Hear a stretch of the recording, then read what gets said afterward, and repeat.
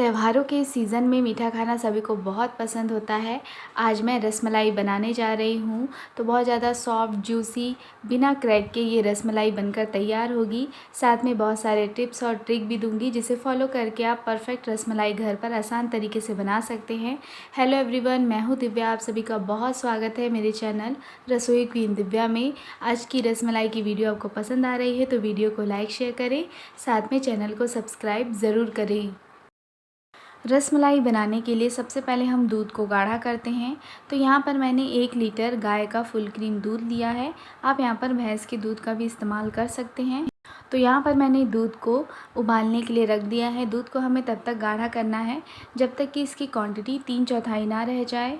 बीच बीच में हमें इस तरह से चम्मच चलाते रहना है, जिससे कि दूध कढ़ाई के तले पर ना चिपके और जल्दी से गाढ़ा हो जाए।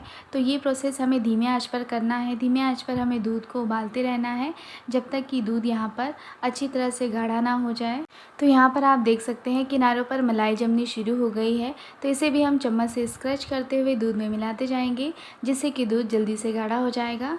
तो यहाँ पर आप देख सकते हैं दूध गाढ़ा हो गया है। 1 लीटर दूध को गाढ़ा करने में हमें 20 से 25 मिनट का समय लगा है। धीमे आंच पर हमने इस प्रोसेस को किया है, तो इससे ज़्यादा हमें दूध को गाढ़ा नहीं करना है। तो जब दूध इस तरह से गाढ़ा हो जाए, हम इसमें डालेंगे थोड़े से केसर, बारीक कटे हुए नट, काजू, बादाम, पिस्ता को हम दूध में डालते हैं। और यहाँ पर मैंने 3 हरी इलायची को क्रश कर लिया है, इसे भी दूध में डालते हैं। और बस इन सबको हमें मिला लेना है। 5 मिनट हम इसे और पकाएंगे, जिससे कि केसर अपना कलर छोड़ दे और नट्स थोड़े से सॉफ्ट हो जाएं। तो यहाँ पर हमने 5 मिनट दूध को और पका लिया है। तो केसर ने अपना कलर छोड़ दिया है। अब इसमें हम 1 कप चीनी डाल लेते हैं। तो चीनी आप अपने हिसाब से कम ज़्यादा कर सकते हैं।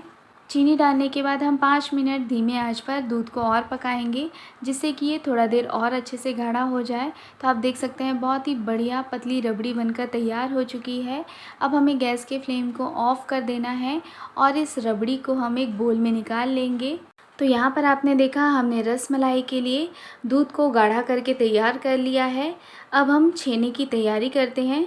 यहाँ पर मैंने छेना बनाने के लिए 1 किलो गाय का दूध लिया है। आप गाय के दूध का ही इस्तेमाल करें, इससे छेना काफ़ी सॉफ्ट और नरम बनता है। तो यहाँ पर मैंने दूध को गैस पर गर्म होने के लिए चढ़ा दिया है। यहाँ पर हमें दूध में उबाल वगैरह नहीं लाना, सिर्फ दूध को गर्म करना है। तो आप देख सकते हैं 5-10 मिनट में दूध एकदम अच्छी तरह से गर्म हो गया है। बस हमें गैस के फ्लेम को इस टाइम पर ऑफ़ कर देना है और इस दूध की गंजी को हम एक स्टैंड में रख देते हैं। तो यहाँ पर आप देख सकते हैं मैं दूध को चम्मच से हिला रही हूँ, इससे दूध जल्दी से ठंडा हो जाएगा।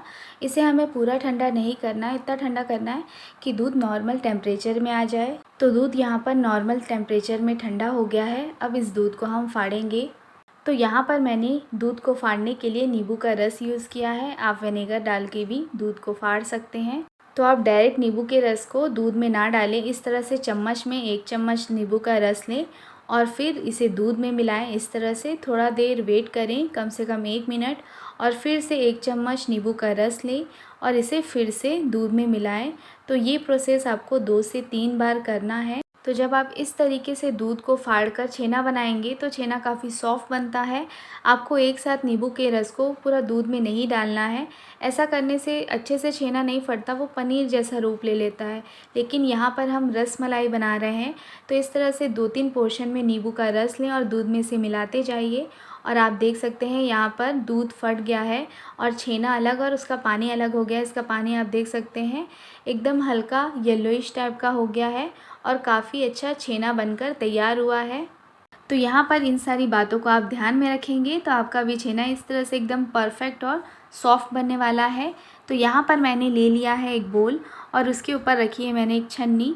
अब मैं इस छन्नी के ऊपर एक मलमल का कपड़ा रख दूँगी। यदि आपके पास सूती का कपड़ा है तो उसे भी रख सकते हैं।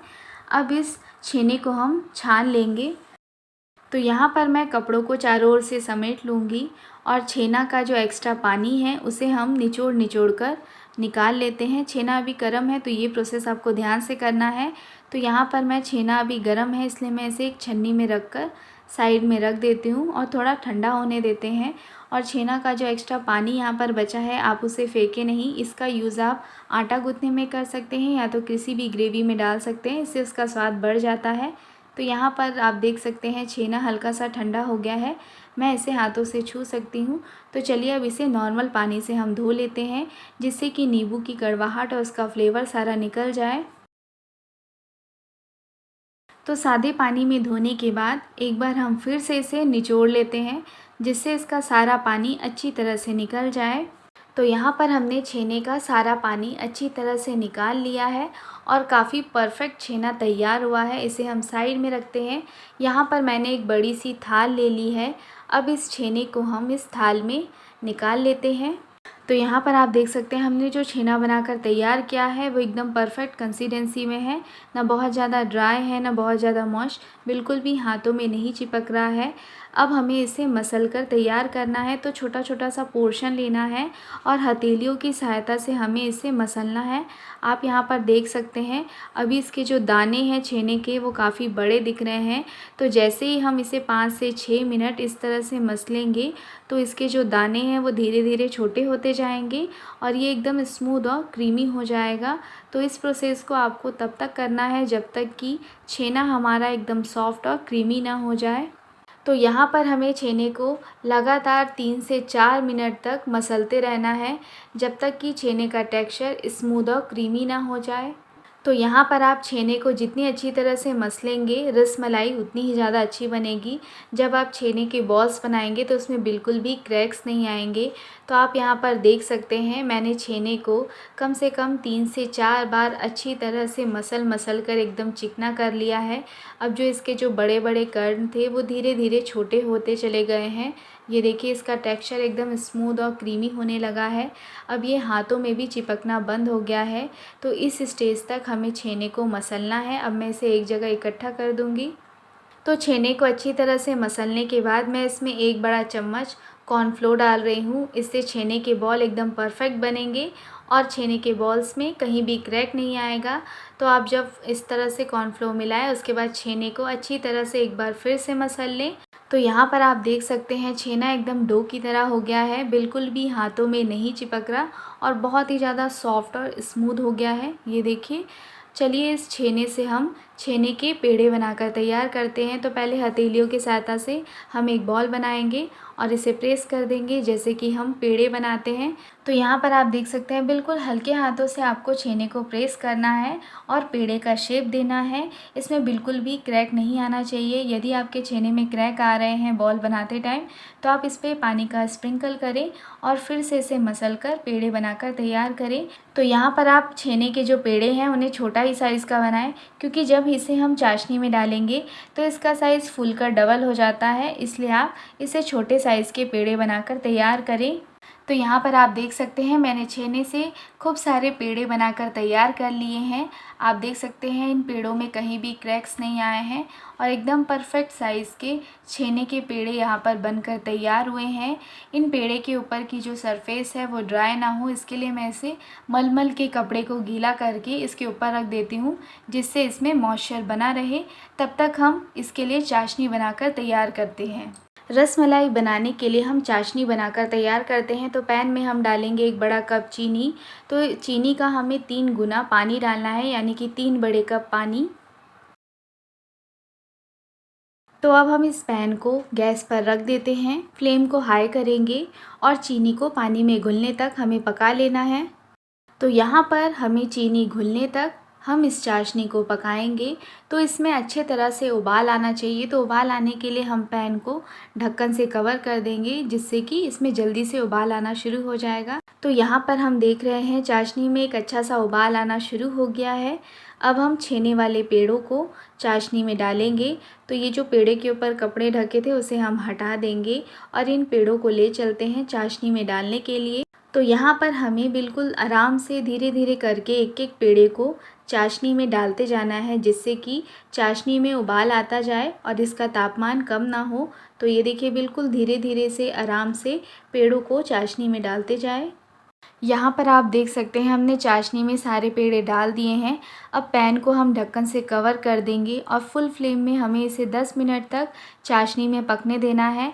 आप देख सकते हैं जैसे ही हमने पेड़े डाले हैं तो चाशनी में झाग आना शुरू हो गया है। तो इस झाग से पेड़े दोनों तरफ से अच्छे तरह से पक जाएंगे चाशनी में। पूरे 10 मिनट हो गए हैं इन्हें हाई फ्लेम में पकते हुए और आप देख सकते हैं छेने के जो पेड़े हैं उनका साइज़ पहले से भी एकदम डबल हो गया है। पूरे 10 मिनट के बाद हमें फ्लेम को बंद कर देना है। पैन को जो हमने ढक्कन से कवर किया था उसे भी हम हटा देंगे और कम से कम 5 मिनट के लिए हमें इसे धीमे आंच पर ऐसे ही पकने देना है। 5 मिनट हो गए हैं इन्हें धीमे आंच पर पकते हुए। आप देख सकते हैं रसमलाई के जो ये पेड़े हैं बहुत ही अच्छी तरह से पककर तैयार हो गए हैं। अब मैं इसे एक बार चेक कर लेती हूँ, तो इस तरह से आप चम्मच से इसे प्रेस करके देखें। आप देख सकते हैं बहुत ही सॉफ्ट और स्पंजी ये पेड़े बनकर तैयार हुए हैं। तो यहाँ पर हमें इन छेने के पेड़े को पकाने में 15 मिनट का समय लगा है, यानी कि 10 मिनट मैंने इसे हाई फ्लेम पर पकाया है और 5 मिनट मैंने इसे बिल्कुल मीडियम फ्लेम पर पकाया है। तो सेम यही प्रोसेस से आप रसगुल्ला भी बना सकते हैं। गैस के फ्लेम को बंद करने से पहले हम 1 मिनट इसे और हाई फ्लेम पर पका लेते हैं। अब हमें गैस के फ्लेम को बंद कर देना है और ये जो रसमलाई के पेड़े हैं इन्हें हम चम्मच से इस तरह से दबा लेंगे और इसके अंदर की जो चाशनी है उसे निचोड़ कर निकाल लेंगे और गरम गरम हम इसे दूध में डालते जाएंगे। तो यहाँ पर हमने सारे रसमलाई के जो पेड़े हैं उन्हें दूध में डाल दिया है और 2 से 3 घंटा हम इसे ऐसे ही रहने देंगे, जिससे जो छेने के पेड़े हैं वो दूध को अपने अंदर एब्जॉर्ब कर लेंगे। तो 2 से 3 घंटे बाद हम इस रसमलाई को देखते हैं कि ये कैसे बने हैं। पूरे 3 घंटे हो गए हैं और रसमलाई सेट होकर तैयार है। तो चलिए इस रसमलाई को हम एक प्लेट में सर्व करते हैं।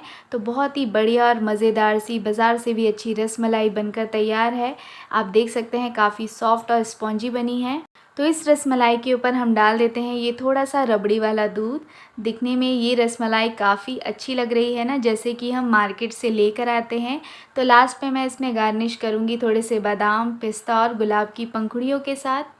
ये लीजिए एकदम परफेक्ट मज़ेदार सी रसमलाई बनकर तैयार है। आप भी इस रसमलाई की रेसिपी को घर में ज़रूर ट्राई करें, आपको भी बहुत पसंद आएगी।